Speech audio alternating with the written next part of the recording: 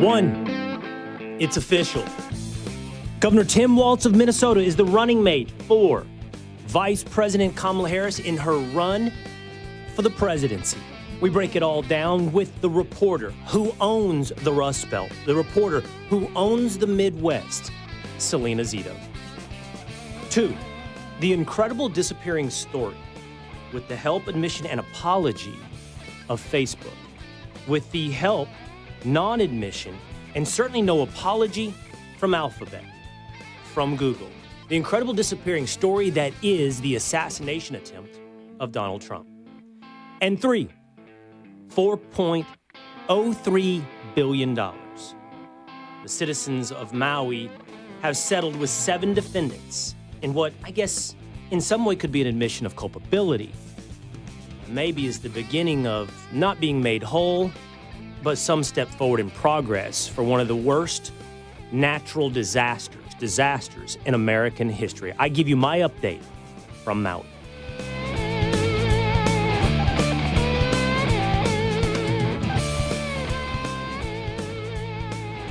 It is the Will Cain Show, streaming live at foxnews.com, on the Fox News YouTube channel, the Fox News Facebook page. Streaming live on the radio, market to market, from New York to California, from Texas to Wisconsin. The Will Cain Show is always on demand by subscribing at Apple or Spotify. Or if you want to watch us talk here on the Will Cain Show, just hit subscribe on YouTube. We're growing in expected and unexpected ways. We're excited as I come back from vacation about the future here of the Will Cain Show. We're adding markets like KRLD 1080 in Dallas, and we're adding audience on YouTube. Millions last week on Facebook. Just an incredible community that we hope to be building here together. Speaking of community, a little bit later this week, I'm literally diving into the Hudson. It is the New York City Navy SEAL swim, my second year in a row. I lost my running buddy. I lost my partner.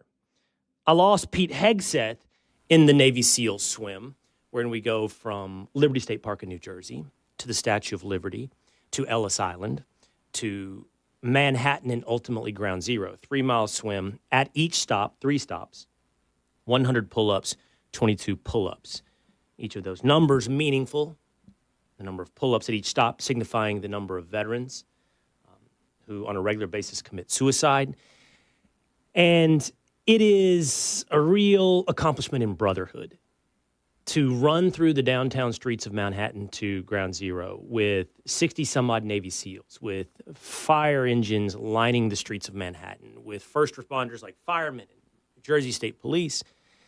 And the applause of crowds is humbling, and in some small way for someone like me, a chance for a bit of brotherhood with America's Ultimate Warriors. But it will be a literal act of brotherhood for me this year as my brother has signed up. While I lost my brother on television, I gained my brother in life, one of my brothers in life. My brother will be doing it with me this coming weekend, the New York City Navy SEAL swim, which will air on Fox and Friends Saturday. Also, because we're talking about the community and a sense of brotherhood, I know at least some of you will be joining me. Brent Suriano, longtime friend and listener here of the Will Cain Show, signed up on his own for the New York Navy SEAL swim. If any of you others listening are participating, you come, you find me. There's only going to be about 250 of us. We high five, maybe we swim, we work out, and then we grab a Miller Lite at a pub in downtown Manhattan. So Brent, anyone else here who is in the community of the Will Cain Show, in the comment section, who wants to do it in the future, I probably will be doing it in 2025, but I definitely will be doing it this year, and you're invited to come hang out, to be a member of the community.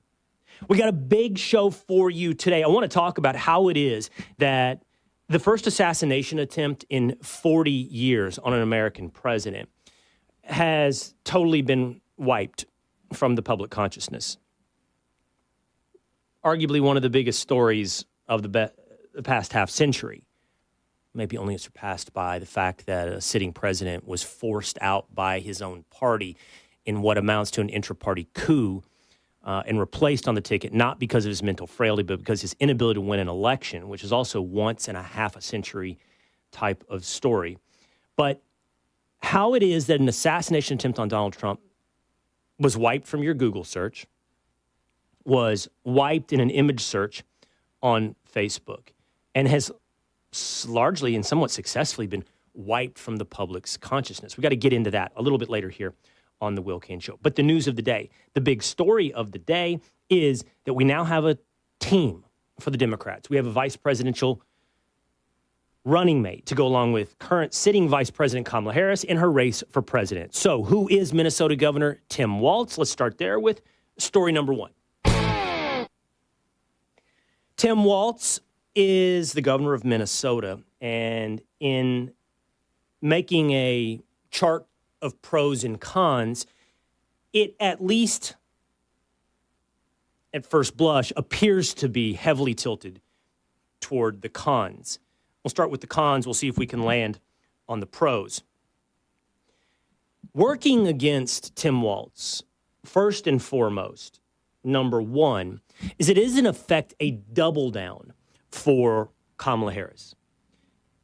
Kamala Harris is attempting to be the Bruce Lee of politics, to be like water. She is fluid in not only her code switching and cultural pandering, but she is fluid in the policies she seems to support. Anti-fracking, pro-fracking, hard on crime, soft on crime. But one of the things that is undeniable is her past, is her actual track record. And that reflects the furthest left center in the United States Senate. Kamala Harris is, without a doubt, a banner raised under the flag of progressivism. She is one of the pulling factors making Joe Biden one of the furthest left presidents in American history. Joe Biden, by all accounts, both his history and most likely his instincts, is not far left. That doesn't mean his administration hasn't been far left. He's just been pulled along by the likes of Ilhan Omar, Jamal Bowman. Incidentally, those are the same members of Congress, the squad, who today are celebrating Governor Tim Walz of Minnesota, because he represents, in essence, a double down on progressivism, a double down on the far left of the party. In fact, Tim Walz has said socialism is just another word for neighborliness. Here are some of the greatest hits from your new candidate for Vice President, Tim Walz. But we can get out there, reach out, make the case. And for one thing, don't ever shy away from our progressive values. One person's socialism is another person's neighborliness. Should Minnesota be a sanctuary state? If the definition of that is that the federal government enforces immigration law and local law enforcement enforces local law, then yes. Should cities be allowed to be sanctuary cities? Yes, local control. Stuff. All right. Number two, it seems like elected officials are always surrounded by lots of people, staff, other lawmakers. What is the last thing that you did truly out in the public, truly by yourself? I went to Menards and bought an air filter for my furnace. One person's definition of socialism is another person's definition of neighborly. Tim Walz is a double down on progressivism. Tim Walz is a double down on the far left. You heard in that montage some of the policies that back up this accusation. Not simply an accusation, but a proud brag from Tim Walz. Those policies include signing a bill to give a driver's license to illegal immigrants in Minnesota. Now, I don't know where you may fall on that particular issue, but if you're opposed to illegal immigration, why would you give further incentive to illegal immigration? Left, right, Democrat, Republican, you can't deny the power of incentive. And there's a huge magnetic draw to the United States of America. Part of that's our culture, part of that's our economy. When everyone wants to indict the United States as incredibly racist and this bigoted hellhole, you just ask, if you took down all national borders, would the United States experience a net inflow or net outflow of immigration? It's not a hypothetical. It's not a theory. We know the answer, because even with borders, we have a constant net inflow of illegal immigration. And it's not because they're coming to a racist, bigoted hellhole. And it's not simply because they're coming to a better economy. They're seeking a better life. And when you incentivize a better life, like, oh, it's going to be easy for you to come on over, and in this state, only a few, by the way, like I'll give you another example, New Mexico. I personally know illegal immigrants in Dallas, Texas, who have gone and gotten their license in New Mexico. I know this because I'm friends with some of these guys. Our lives intersect in interesting various ways, and I'm a curious person. So I ask, hey, how do you get a driver's license when you are here illegally? And they told me, oh, you can do that in New Mexico. And oh, now you can do that as well under the stewardship of Governor Tim Walz in Minnesota. Incentive, magnetism, pull to commit a crime, to be sanctuary in Minnesota for illegal immigration. You also heard him talk there about crime. You've heard him, he ran the stewardship over Minnesota in 2020. What happened in 2020? Well, of course, that was the George Floyd riots era. That's when Minneapolis burned, literally burned. And Tim Walz, and for that matter, Kamala Harris, who helped create bail funds to get out those rioters, watched as his own state burned. He's got to own that. She's got to own that. That's a double down on what happened in 2020. I think it's also interesting and noteworthy to talk about the surprise today that it is Tim Walz, because everyone was expecting it to be Pennsylvania Governor Josh Shapiro. And Shapiro would have made a lot of sense. It used to be, people wrote, that if presidential elections came down to Florida, Florida, Florida. Now, everyone acknowledges that it's Pennsylvania, Pennsylvania, Pennsylvania. Democrats have committed to spend over $100 million in the state of Pennsylvania. Republicans, more than $100 million in the state of Pennsylvania. It's a fight for Pennsylvania, and you would think a feather in the cap or a set of boxing gloves in that fight would be the sitting governor of the state of Pennsylvania, Josh Shapiro. But he wasn't selected. Instead, it was Tim Walz. Why? Why? Well, some are saying there was a great amount of influence from Senator John Fetterman saying and warning the Harris campaign, hey, Shapiro's incredibly ambitious, and he will put himself above the ticket any chance that he gets. He will be about Shapiro, not about Harris. But it can't be policy. And people have pointed out Shapiro wrote a college paper in support of Israel. Well, all of these guys, almost all of these guys, these potential candidates, whether or not it was Mark Kelly or Andy Bashir or Roy Cooper or Tim Walz or Josh Shapiro, supported, while they kind of caveated it and pivoted it and did it softly, supported Israel in its war against Hamas. So that's not a differentiating factor for Josh Shapiro. So what is? Well, many are pointing out what is his last name is Shapiro, is that he's Jewish. That Kamala Harris ran away from Shapiro because he was a Jew. Not because of any internal baked-in anti-Semitism, but because of concerns about how that plays among her electorate, which then can bring up how much anti-Semitism is baked into the electorate of the Democratic Party. Policies passed. This is a double down on the far left. And then that brings me to one of the biggest lessons in politics that I feel like I've ever learned. I mentioned it even yesterday. Ronald Reagan's communication advisor said, it's something like 70 to 80% how you look, 15 to 20% how you sound, and only 5 to 10% what you say. Tim Walz looks like a frumpy old white dude. I don't know whether to put that in the con or pro category. I don't know whether or not that's an asset or a liability. Does it give him an everyman appeal?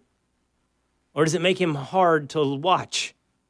Maybe, like some of us, he's got a face for radio. I don't know, and that takes us over to the pros. Maybe he has that everyman appeal. That's the argument for many in support of him today. He was a football coach. He served in the military. He was a teacher. He's a regular Midwestern, everyday American.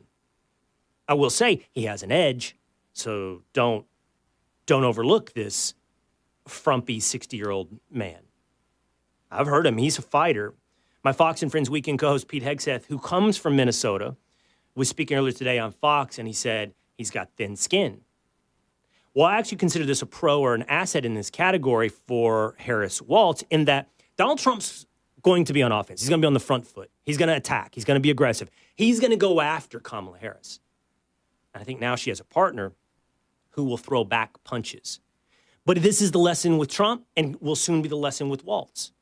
When you throw punches, you can land punches. But you can also have people ducking, leaning back. To make the metaphor literal, leaning away, turned off by that kind of aggressiveness. Right now, as I look at it, Governor Tim Walz has more cons than pros. And that's backed up by Donald Trump's post on Truth Social. In response to this news, he simply said, "Thank you." So let's break it all down. Let's get into this with the reporter who absolutely knows the Midwest, who I would argue owns the Rust Belt. Let's break it down with Selena Zito, now here on The Will Cain Show. Selena, great to have you on the show today. I spoke to you this weekend on Fox and Friends. You and I were prepared to talk about and break down Governor of Pennsylvania, Josh Shapiro. Here we are today. Nope, it's Tim Walz, Governor of Minnesota. Your reaction? I'm not surprised. And here's why. Last night, I don't know if you saw any of the video of Shapiro playing basketball with his son in his backyard, right? I felt like he was projecting to everyone, I'm good with this. This is where I want to be, with my family, with my home state. So no matter what is going to happen, and I suspect he knew at that moment, I'm good with this. I honestly think this is the best thing that could happen for Josh Shapiro. I suspect he might probably thinks the same thing as well. He is wildly popular in my home state. He owns a 64% approval rating. He won plenty of Republican votes. There are literally Trump Shapiro voters out there. Right? That's how popular he is. But when you become the vice president, you lose your autonomy. You become them. They don't become you. So he would have to literally drag her across the state and say, yeah, she's for fracking. She's not going to take your guns away. And no one was going to believe him. And I think this makes his future much brighter than if he was, her second. And it's really been interesting to me. So I have covered Walz since 2006 midterms. You're probably not old enough to remember them, but they were a big deal. And center-right Democrats won House seats they had no business running in or winning, but because Republicans had taken their eye off the ball and become too establishment, these Democrats won. Rahm Emanuel, I will to this day say he was brilliant in those candidates, including Walz, who he picked to run in these Republican districts and won. That was the beginning. I wrote that back in 2006 of our populism because Republicans rejected the establishment. They were sending us a message and we weren't really listening to it. And so 2006, Walz is this NRA supported, AIPAC supported blue dog. And he runs and governs in that way. He takes votes that way. That is why Nancy Pelosi, he's the reason Nancy Pelosi initially became the House Speaker, right? So that relationship between those two, I believe, is actually the biggest reason he became the pick. And as we have seen demonstrated, she is the one who had the heaviest hand in picking Harris to be the vice president. She had the heaviest hand in getting Biden to drop out, running for re-election. And I'm sure she had the heaviest hand in making sure Walz was their pick. But make no mistake about it, this decision is because they are going to run a base election. Walz has gone from being this blue dog Democrat to, as soon as he had executive power as a governor, that's important. When you're one of 435, you're just this big. When you're the governor, you're the boss of everything. You get to do and say whatever you feel is in your heart to govern. And he's done that. And he has a record to back that up. He is not a blue dog Democrat. He's not a moderate. He's a proud prairie progressive. And they're telling everyone this is a base election. Shapiro would have been a coalition building election. It would have been Obama 2008. However, picking Walz makes it Obama 2012 when it's about the ascendant coalition. It's fascinating, some of the things you're saying. To highlight, too, that Nancy Pelosi still wields more power within the Democratic Party than perhaps she gets enough credit. I think it's often said the wizard behind the curtain, Yes. the Wizard of Oz, is Barack Obama. But you point out that the wizard, and very well, is Nancy Pelosi. Second, I love this idea that you bring up, that when you're one of 435 and you're running in a swing district, you need to present yourself in a certain way that may not be completely authentic as a blue dog Democrat, an NRA Democrat. But when you're a governor with executive authority and executive power, you can be more true to your beliefs. And so we see the real Tim Walz as governor. So the question I have for you, and I don't think that I'm overly hyping you up as the nationally syndicated reporter who's constantly been plugged into the Midwest, so I think you're the perfect person to answer this, is how does Tim Walz play? Not in Minnesota, because Minnesota is not an important swing state. Right. It's an interesting one that we talk about, like North Carolina perhaps, but it's not important like Wisconsin, more so Michigan, even more so Pennsylvania. So how does Walz play in those all-important swing states? So he's going to attempt to present himself as, when he goes to Pennsylvania, Minnesota, Wisconsin, he's going to present himself as one of us, right? Former geography teacher, high school football assistant coach, right? He's going to be like the Will Rogers / Mark Twain of the Democratic Party. And we saw the Democrats do this before in 2016 with Tim Kaine, another Tim. But that didn't work. It didn't resonate. And so, you know, if I were a Democrat and I was running this race, I would not have kicked off the campaign in Philadelphia. You're going to get a lot of votes there, but you're only going to get so much of a lot of votes. What wins the election is if you kicked it off in Erie, Pennsylvania. That's where these smaller counties are where this election will be held. And because they didn't make that decision, I wonder if they're going to utilize Walz in the way that they need to, and if they know if he can be authentic enough for Erie County, Pennsylvania, for Luzerne County, for Vernon County, Wisconsin. You can be folksy, and it is a lot about perception of how you show yourself. But I will say this: voters are a lot more informed than we give them credit for, and they know a lot more information, and they spend time looking up where people stand on things. And in particular in Pennsylvania, his positions about energy, which energy and agriculture are the two most dominant economic drivers in this state. Harris is far to the left, and so is Walz on natural gas and on coal. And it's going to be a struggle for them. I mean, right now we have a ban on exporting liquid natural gas out of our state.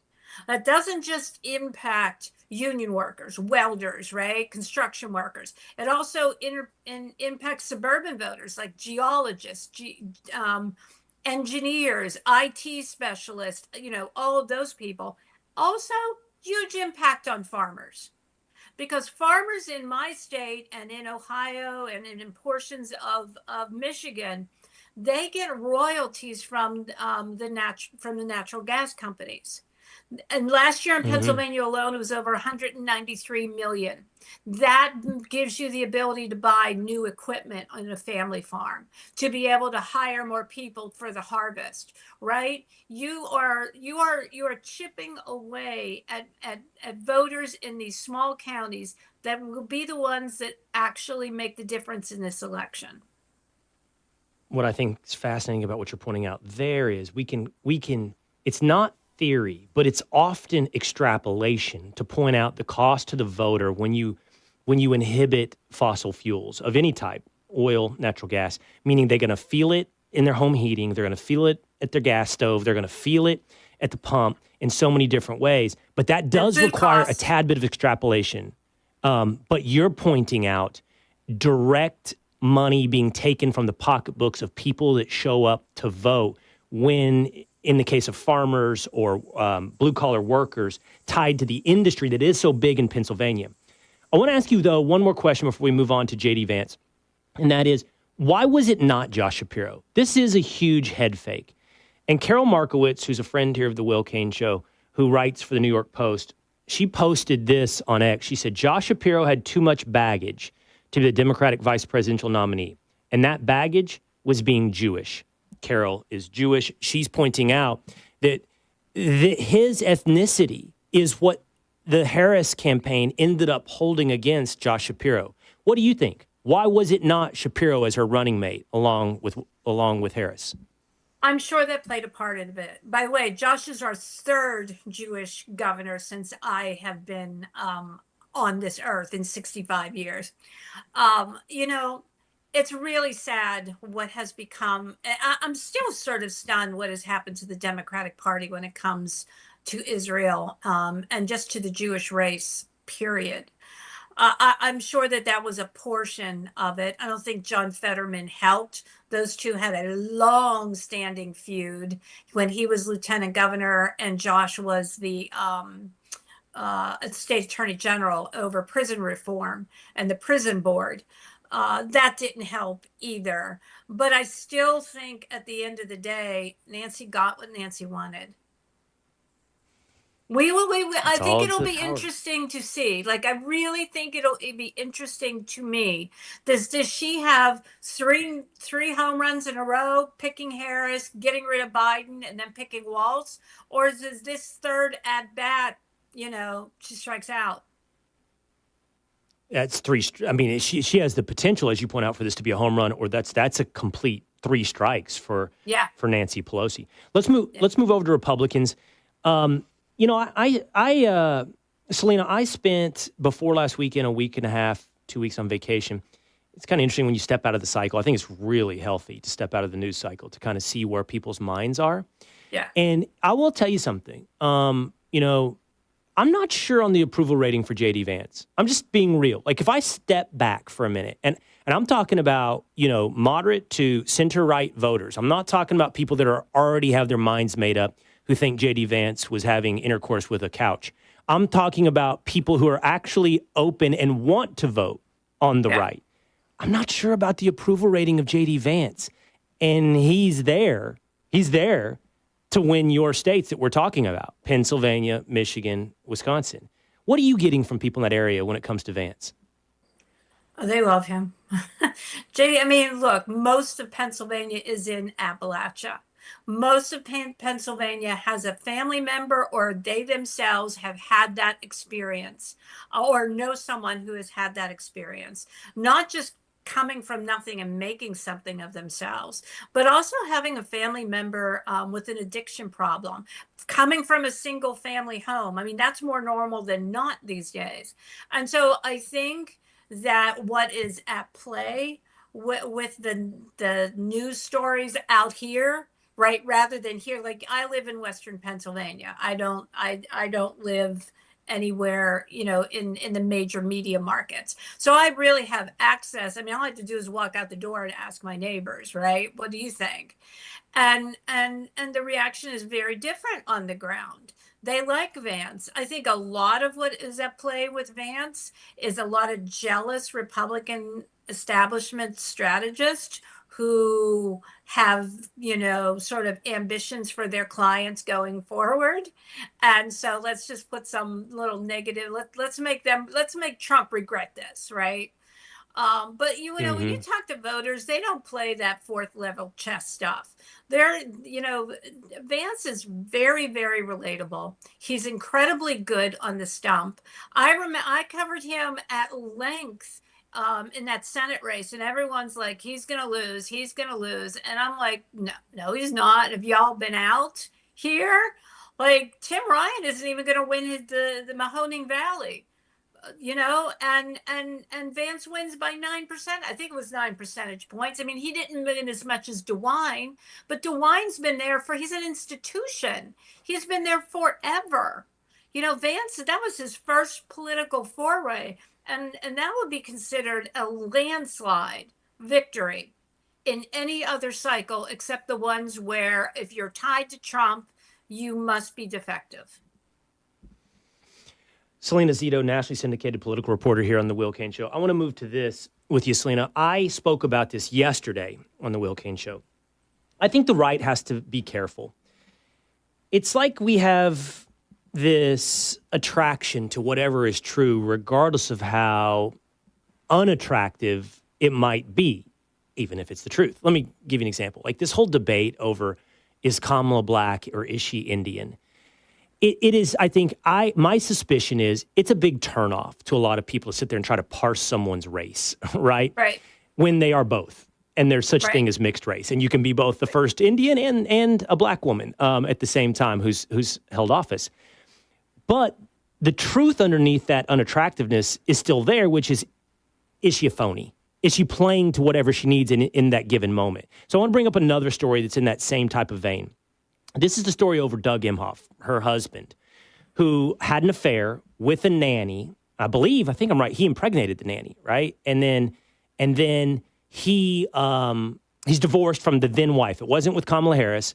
I guess it's worth noting the then wife supports Kamala Harris, and for president. But this is part of his past. Now, one could say, okay, that's true, but I don't care because, of course, there's Trump and his affairs. Right. We got over Clinton. Yeah. And we as an electorate or a voting public or America got over Clinton. So do we care? That's A. But B, it's like the Kamala Harris phony thing. It's of note, even if it's unattractive, because he's being fake, Emhoff. In that he's saying things like this. I'm going to play this clip for you of Emhoff on MSNBC really quickly that I think illustrates why this story becomes relevant, certainly true, and reveals his phoniness. Watch. Let's talk about masculinity for a moment. Has being second gentleman changed your own view of perceived gender roles or what it means to be a man? This is something I've thought about a lot and something I've spoken about a lot. There's too much of toxicity, masculine toxicity out there, and we've kind of confused what it means to be a man, what it means to be masculine, where you've got this trope out there that you've got to be tough and, angry and lash out to be strong. It's just the opposite. I mean, I'm taking toxic masculinity lessons from the guy that knocks up the nanny, Selena. But here's the thing. My question for you is, am I falling for the catnip? Like, yeah, it's true. He's a phony, but voters don't want to hear about this kind of stuff. I don't know the answer, and I'm asking you, Selena. So it's a little bit of both. First of all, I don't know anybody who talks to anybody like that, ever. I've never asked anybody about their toxic masculinity. Toxic is a chemical, right? It's a harsh chemical. It doesn't even belong in an analysis of someone's personality, right? As far as I'm concerned. But, look, I think it's important to point out the phoniness. Yeah, of course it is. Do you run on that? No. All Trump and Vance should be running on is the economy, immigration, the economy. That's it. The other phoniness, I have a story about this today, gets me so mad, They run on in Pennsylvania on taking women's reproductive rights away. That is never going to happen in Pennsylvania. It is established law.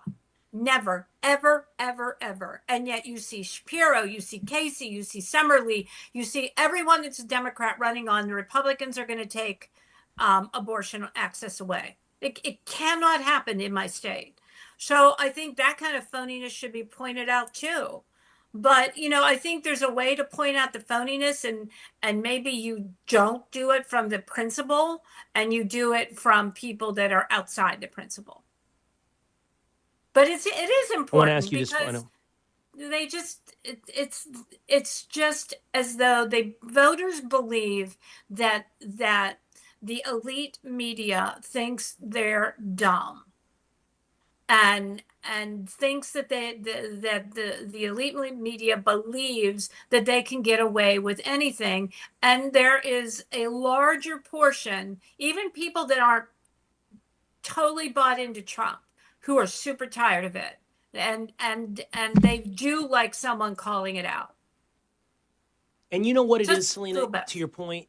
It is like calling me dumb and looking deep into my eyes and smiling while you call me stupid.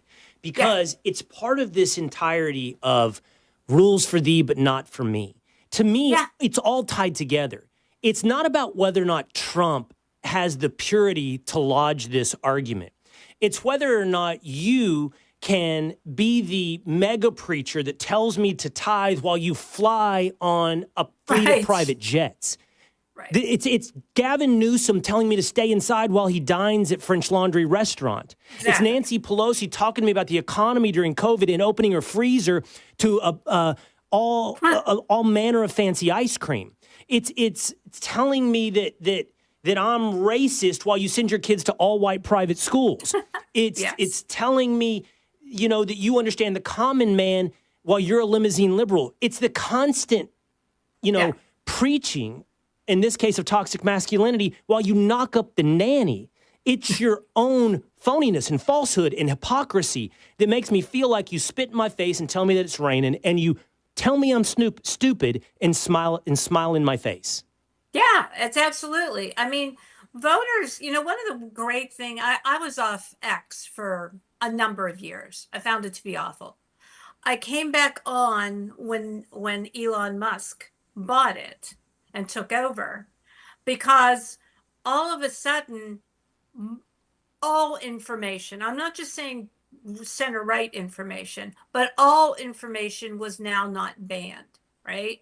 And that became, sort of what, center-right voters, they don't even have to be Republicans or conservatives. They can be independents. They can be center-right Democrats. All of these people have seen all the stories about Vice President Harris for the past 2 years that the mainstream press has written about how terrible she is. And then now they're watching her become sort of the second coming of Barack Obama. And these voters are like, what? It's like dating the bad boyfriend who keeps telling you when he met you how beautiful you are, and then once he's got you, you're no good, you're ugly, you're fat, whatever it is. I mean, it's the same psychology, except voters are like, no, it's not going to happen. Selena Zito, nationally syndicated political reporter here on the Will Cain Show. Sasha and Savisha say on YouTube, Minnesota is happy to get rid of Walz. Mark R. on YouTube says, Democrats have done better picking AOC and Schiff. What a disaster. And then Besame says on YouTube, Walz is just another super progressive old gray. Last question here with Selena Zito. I'm shocked. I'm about to talk about this more, Selena.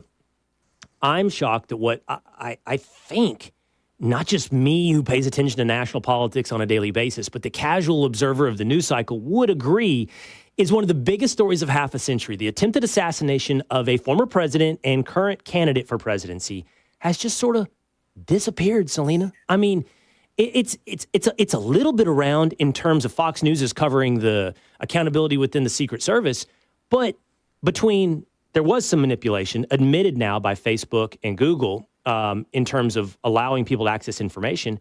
And then, of course, Biden dropping out of the race and Kamala's rise in her placement at the top of the ticket. A heavy news cycle, but I'm just shocked how this story has disappeared. And I know you were there in Butler, Pennsylvania.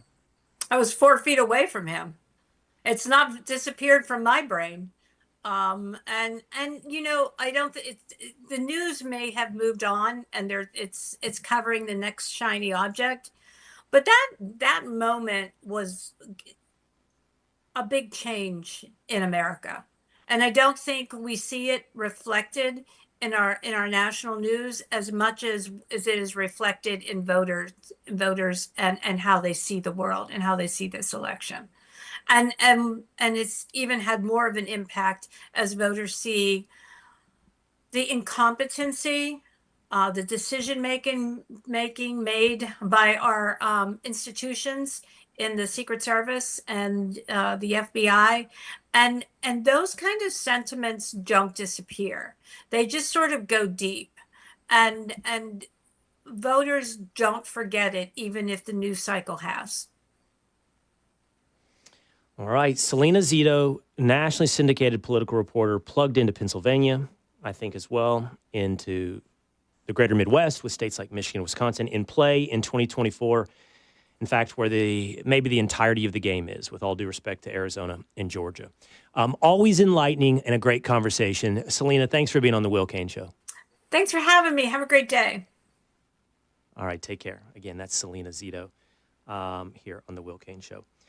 James Varner says on Facebook, Trump Vance strikes me as angry and negative. I don't like Harris, but I do like Walz. Interesting counter perspective from James Varner. KG says, I can already tell Kamala and Walz will not do well together. Their personalities are both too self-indulging. Horrible match. We now have it. Trump, Vance, Harris, Walz. There's your matchup for 2024.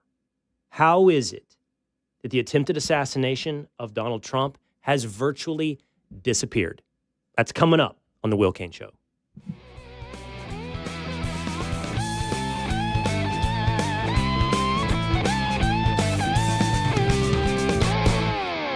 It's time to take the quiz. 5 questions, 5 minutes a day, 5 days a week. History, pop culture, science, sports, civics. How much do you know? Let's find out. Who was the first person to walk on the moon? Jackson or something? Neil Armstrong. Take the quiz every weekday at thequiz.fox and then listen to the quiz podcast to find out how you did. Play, share, and of course, listen to the quiz right now at thequiz.fox. Did you hear the news? Now you can. With instant updates from Fox News for Amazon Alexa. Breaking stories and top headlines, the economy, and so much more. Brought to you by Fox News, America's #1 cable news network. Plus, setup couldn't be easier because everything's ready to go in the app. Just say, Alexa, play news from Fox. In Fox News. It's the latest when you need it, on demand from Fox News and Amazon Alexa. Stay on top of the latest forecast with America's Weather Team in the palm of your hands. Here's the latest from America's Weather Center. It's Fox weather updates throughout your busy day, every day. That heat's going to be out there for one more day. Temperatures being 30 degrees above average. Put the power of over 100 meteorologists and the worldwide resources of Fox in your hands with the Fox Weather Podcast. Precise, personal, powerful. Subscribe and listen now at foxnewspodcasts.com.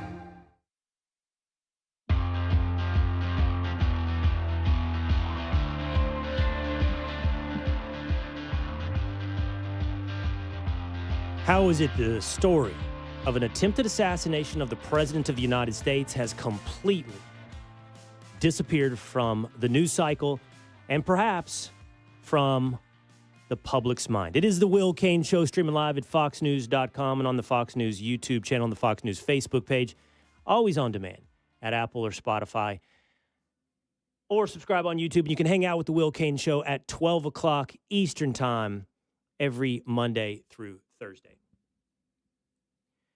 Experimenting with my brand new fancy studio here, built for me by Fox in the home environments of Dallas, Texas. And Two-a-days, Young Establishment James, and Tinfoil Pat. What are you laughing at, boys? I think I know where you're going to go. What are you laughing at? That was a lovely zoom and pan and just elegance and grace. You get a side gig as a camera I operator. know. You're just working for your new gig. You're just going to be a camera operator. Well, there was a small bit of panic at the end of my my camera work that I'm wearing shorts and no shoes, and I was like, "Wow, okay, barefoot here on the Will Cain Show." Better than I didn't want to pan down that low. Better than no pants, though. But that's good. I don't do TV with no pants. Okay. But I'm gonna be honest. I ain't wearing suit bottoms every time you see me on television. So always in pursuit of reality here on the Will Cain Show. There are those who are watching and wondering whether or not, you were just bringing it up two-a-days, Dan, whether or not this ticket, this Kamala Harris and Tim Walz ticket, is the one. Tell me some of the feedback you're getting on the YouTube, Facebook stream and comments. So someone brought up, you were talking about Emhoff, and they were saying, why do we care about the spouse? He's not the one running the country or making the laws. You know, why do we bring up someone's spouse that is in political office? Yeah, I mean, I think that's part of the debate about whether or not you focus on Doug Emhoff's infidelities or knocking up the nanny, that it actually could potentially even make Kamala Harris the victim. Although she wasn't involved in that story, she wasn't yet in the picture. It was his former wife, his ex-wife, who would have been the victim of that affair. But I think that there is some legitimacy to that comment. Doug Emhoff isn't running for office. To me, though, as I got kind of fired up and talking about it with Selena Zito, it's just part of this larger story when it's tied to him preaching to me about toxic masculinity. Sometimes hypocrisy can be a sin with a dull blade because it's been struck so many times. Like, you know, let he who is without sin cast the first stone. But sometimes hypocrisy, instead of being common, can be too in your face. And I just feel like this level of hypocrisy is too in my face for you to teach me or preach to me about toxic masculinity while you're knocking up the nanny. I need to find the toilet. Somebody hold back my hair. I can only choke down so much of this nonsense before it's regurgitated. This is sickening. Meanwhile, one of the biggest stories, I think, of the last half century has almost disappeared from public consciousness. Just a few weeks ago, former President Donald Trump, the leading candidate for the presidency on the Republican side of the ticket, survived an assassination attempt in Butler, Pennsylvania. Literally shot through the ear in what is easily one of the biggest failures in the history of the Secret Service, led to one of the most iconic, regardless of partisanship, one of the most iconic moments in American history. Donald Trump shot through the ear, stands up, yells, "Fight, fight, fight. Let me get my shoes," and raises his fist on the way out of that rally. In fact, that was so iconic that Mark Zuckerberg, the owner of Meta, apparently called Donald Trump and said to him, according to Donald Trump, speaking to Maria Bartiromo, first of all, he called me 2 times. He called me after the event, and he said that, well, that was really amazing. It was really brave. And he actually announced that he's not going to support a Democrat because he can't, because he respected me for what I did that day. I think that what I did to me was a normal response. That response apparently won over the support of Mark Zuckerberg. Now, what is that response and what is that support worth? I don't know how much it's worth when immediately this moment in history is manipulated and propagandized out of public consciousness. You know, Facebook, admittedly now, and with the apology of Mark Zuckerberg, altered and marked any image of Donald Trump and fight, fight, fight as an altered photo. If you were looking around, as I bring you in here, anybody watching on YouTube, you can see the headline, Zuckerberg apologizes because if you posted that photo with blood running down his cheek, his hand raised, the American flag in the background, Facebook marked it as an altered image. And you were warned you're posting essentially inaccurate information if you share that photo. Now, anyone who's ever participated in Facebook, if you run a community violation, a community guideline, whoa, you're going to be taken off of Facebook. But they weren't alone. Google also admitted to a House Judiciary Committee. Let me see if I can bring it in here again. You guys can read this. Google admitted to a House Judiciary Committee that they took away search results. It says through counsel, Alphabet, parent company of Google, admitted to the committee and select subcommittee that after the July 13th assassination attempt on Trump, predictions for queries about the assassination attempt should have appeared but didn't. So in other words, if you went to Google and you put in assassination attempt, no. You know how like pre-populate your searches and tells you no. Took you to anything but. The autocomplete built-in protections around political violence were, quote, out of date, says Google. And that as a result, autocomplete failed to provide relevant results about the attempt on President Trump's life. Alphabet also shared that the company updated these protections once issues were flagged, and that autocomplete now shows results about the July 13th assassination attempt as reflected in the image. So now, if you go to Google, you'll get the actual pre-populated autocomplete results. But what does it tell us that in the first week or two after this election, or after this assassination attempt, both Google and Facebook tried to wipe it from your memory, tried to wipe it from your search, tried to wipe it from your eyes, and to some extent worked. You know, I am shocked. I don't know how you guys in New York feel about this. I'm shocked that this story is kind of on the back burner. Like, I think Selena Zito, who was just with us here on the Will Cain Show, is right that in voters' minds it's probably still there. But you're getting a big news event after big news event. And right after this, you had J.D. Vance nominated, which may have been a mistake by Trump. Could never know that was happening, an assassination attempt. But it would have been better if it was before that. And then you get Joe Biden being forced out. And then you get Kamala Harris coalescing her ticket. And then you get now Tim Walz selected. I mean, I just can't believe how far this has receded in what seems like the public's consciousness, in their mind. I think it's a similar anger, maybe more long and drawn out, that was felt in the minutes after that we learned that President Trump got shot. And I think it's kind of a realizing of what we're up against. And there's just a strong calculation by a lot of these Democratic operatives to get the assassination story, no matter how bad it is, out of the conversation. You know how powerful it is. Tinfoil, you were the one that brought it. Tinfoil Pat, this might have won Ronald Reagan. Like this dominated a news cycle and was a huge moment for Ronald Reagan.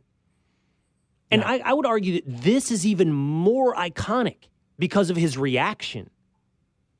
It should be game, set, match, and a lot of us thought so afterwards. Game, set, match. But now it's being memory wiped. Yeah, I mean, we've you were one of the big ones to cover the Hunter Biden laptop story, and we've seen this before in the past where, this is almost like an October surprise a few months ahead of time. And, the corporate press just cannot give Trump, any leeway. There's no reason why he shouldn't be running away with this thing right now.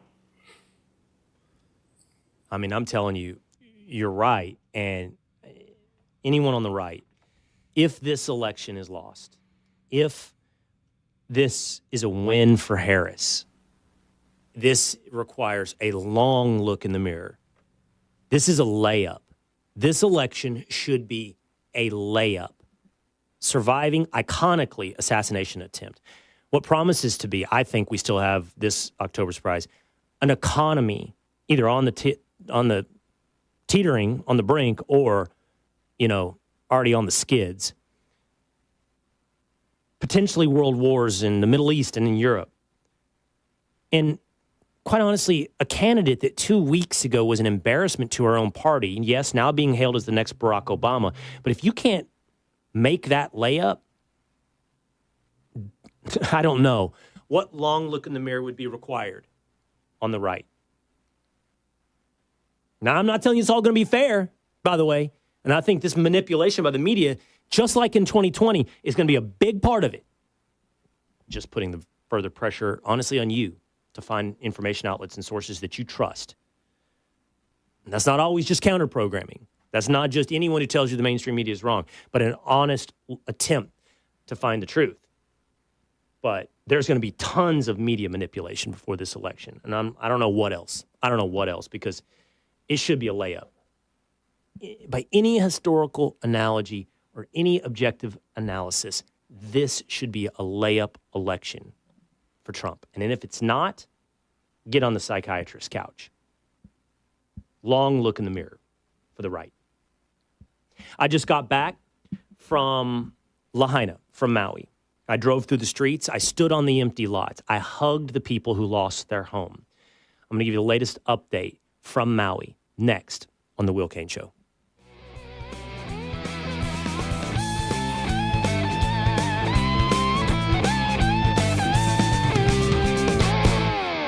From the Fox News Podcasts Network. Hey, this is Trey Gowdy, host of the Trey Gowdy Podcast. Every Tuesday, you'll hear what's on my mind. Plus, every Thursday, there's a special bonus episode where we answer the questions that are on your mind. Make sure to spend your Tuesdays and Thursdays with Trey. Subscribe now at foxnewspodcast.com or wherever you download podcasts. Hope to see you.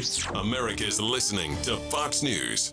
Streaming now on Fox Nation, a new season of Duck Family Treasure. It's treasure time. The Robertsons are back. Duck hunt, treasure hunt, finally go. Tell the ducks we coming. For their biggest. You gotta cut a squirrel in half. Beeping season ever. Go big or go home. All new episodes. Looking at what we find doesn't tell the story.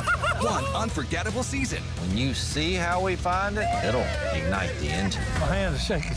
A new season of Duck Family Treasure. Streaming now on Fox Nation. Sign up at foxnation.com.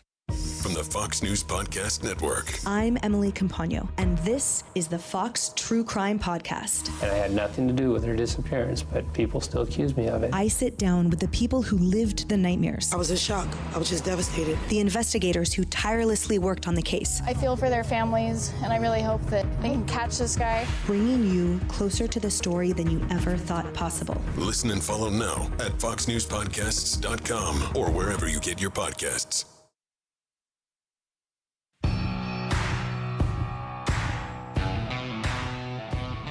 $4 billion settlement for the people of Maui. $4 billion 1 year later after the entirety of Lahaina burns to the ground. It is the Will Cain Show, streaming live at foxnews.com, on the Fox News YouTube channel and the Fox News Facebook page. Radio markets coast to coast, always on demand at Apple or Spotify, or subscribe on YouTube and hang out with us every day on the Will Cain Show. Anybody that's new to the show, new to getting to know me, might not know how important Hawaii has been, and in particular Maui, and even more in particular Lahaina, to my life. You'll remember the story from 1 year ago.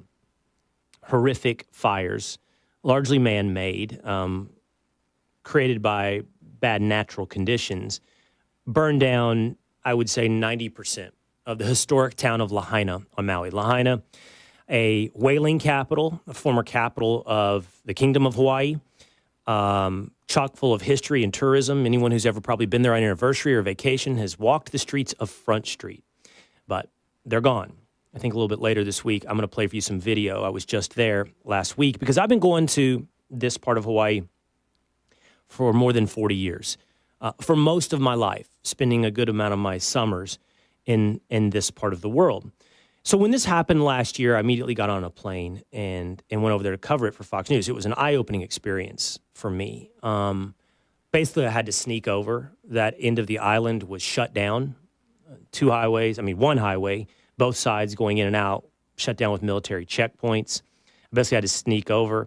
Covered it by the air, got up in a private plane. Covered it by the sea, got on a boat, and saw the burn zone that really no national media had access to. In fact, during my reporting over there 1 year ago, the representative of the mayor of Maui tried to kick me out, declaring that it was a media-free zone. Since when? As far as I know, this is still the United States of America, which means it's under the guidance of the Constitution of the United States. No such thing as a media-free zone. After that, in one of the most rewarding things I've ever been a part of, we were able to provide some aid. I asked you, the listeners of the Will Cain Show, I asked you, the viewers of Fox News, to contribute to a GoFundMe that I promised through personal connections and a lot of work would get into the hands of people that lost their home. We raised $2.6 million. Something like 30,000 of you donated.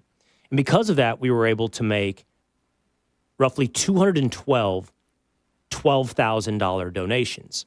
I'm going to tell you more about that a little bit later this week on the Will Cain Show. Names, faces, stories, who was helped by you. I was just a middleman, and I always try to remind people that when they say, we appreciate your generosity. It's not my generosity. It's the generosity of the people of America. And I can promise you that's known. That's felt in Maui. It's easy to feel disconnected when you're 6-hour time difference and thousands of miles across the Pacific. But I will tell you, I can't tell you how many times I've heard, wow, I've never felt more American. I've never felt more love from America. Now, the American government has had a somewhat, I would say, spotty reputation in the wake of this incident.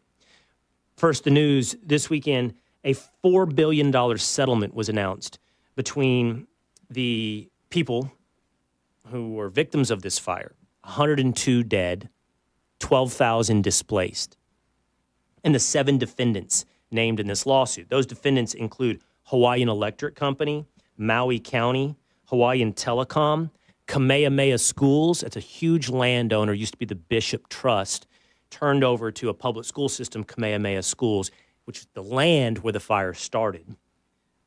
West Maui Land Company, which also was some of the land where the fire started, and Spectrum Charter.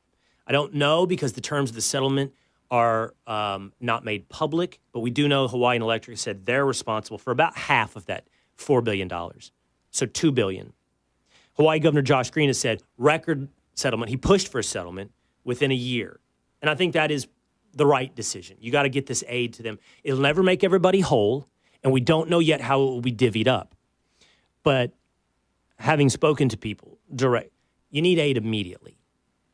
And that's part of a really interesting mindset going on. When you're a victim of a massive tragedy like this, I don't know. You don't expect, this is my experience, you don't expect perfection. Meaning, no one expects to be made whole. They expect efficiency and a rapid response. It's like, imagine you, if anything happened in your personal life, who do you remember? The neighbor that runs over to your house first to help. Not that it's because they were able to rebuild the entirety of your house, but because they were there to help you. And that's what government in a way is supposed to be, a coalition, an aggregation of your neighbors, you know? And I just kept hearing this over and over. I will tell you, I reported it, and I know it to be accurate. You know, $700 initial response from the Biden administration is an embarrassment, especially when posited against the amounts of money we send to places like Ukraine. And that mentality exists in Hawaii. You need to know that. Wow, what kind of priority are we? And I think it's legitimate to continue to ask, how much are we there for Americans versus we're there, and let's be real, we're not there for Ukrainians. We're there for some other national interest in Europe. So how much are we there, and how much does our government serve Americans? That's a very legitimate point. That's not partisan. It's about priorities in politics. On the other hand, I want to tell you, I heard from residents, I said, how do you feel about the government response over the past year? And they said, you know, not perfect, but pretty helpful. In FEMA, for example, they can be a real problem. But others have said, you know, I never would have been able to clear my lot. It would have cost me hundreds of thousands of dollars, but it cost me nothing because the cleanup was paid for by FEMA. You got to understand the extent of the damage. You got nothing left. So when you walk to your home in a place like that, all you've got is the husk of your house and ashes. Cars, charred, everything. Getting back to ground zero is a huge accomplishment. And that's just where they are a year later. Back to ground zero. Meaning lots have been cleared. And there was a lot of like environmental, toxic, everything, you know, keeping this at a slow pace. But a year later, as I walked through with my friend Kimo Clark, drove through Front Street with my friend Kakoa Mawit, driving around Wakuli neighborhood, hugging Earl Kukahiko, who was sitting in a shed on his empty lot, just driving through. And I said, "Who's that?" They said, "Oh, that's Uncle Earl." I said, "Is it really?" And I knew him because I knew he was a recipient of the fund. And I said, "Let's go meet him." I never got to meet him. Spoken to him on the phone. One of the best hugs I've ever gotten in my life, man. And what was he doing? He's working on making it home. An empty lot. I'm telling you. Surrounded by empty lots. Nothing. And he's working on making it home because he has a shed there and he's got a lawn chair. And he's sitting there. He's sitting there, man. Making it home. And I heard this. I thought this was so fascinating from Kakoa. Because, I remember after Hurricane Katrina, one of my neighbors said to me in Texas, "Is there not some level of personal liability? This is a horrible tragedy, but when you choose to live below sea level and there's a flood and a hurricane that causes that flood and the levees break, how much of that is on your neighbor, a.k.a. the coalition of your government, to help? And how much of it is your own personal responsibility?" Bad things happen, meaning bad things happen to all of us. We don't always get to outsource blame. We don't always get to outsource the rebuild. We have to kind of own it ourselves. But what I'm here to tell you is they do. Like Kakoa telling me I never would have been able to pay for clearing my lot. I wouldn't have been able to do it. Knowing I lost my house in a horrible fire and it's on me to rebuild. And although the assistance isn't perfect, the assistance is appreciated. Believe it or not, that's the mentality that will bring back Lahaina. That's the mentality that is American. Not wallowing in whose fault is it. You always have to find accountability, and you need to ensure that the same mistakes aren't made a second time. But not wallowing in a blame game and not waiting for perfection in the handout, but owning your own rebuild. I have never been more inspired by the human spirit than the year I've spent getting to know you and what you've given to people far away in the furthest away state in the United States, and the people in that state ready to literally, like a phoenix, rise from the ashes. I'll tell you more about their stories. I'll tell you about more recipients from the fund. I'll tell you about more of my drive through Lahaina as we continue to approach the one-year anniversary on August 8th this week here on The Will Cain Show. All right, that's going to do it for me today. Always appreciate you hanging out with us here on The Will Cain Show. I will see you again tomorrow. Same time, same place. Next time.